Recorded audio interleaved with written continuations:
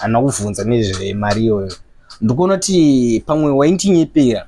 Sandoro zoti mari maintenance yemwana inouya rini? But zviri normal here kuti uvunze mari maintenance. Iwo wakataura kuti mwana wako anochengeta baba wake vanochengeta mwana wao nemari maintenance. Hana problem nazvo izvozvo zvanditika.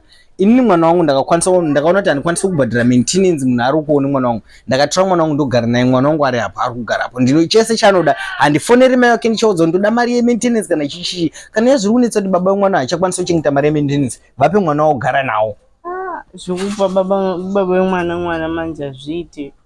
Azvibude. Chichi singaite ini wangu mwana waone umwe mukadzi akandipa mwana wangu ndiri kugara naye.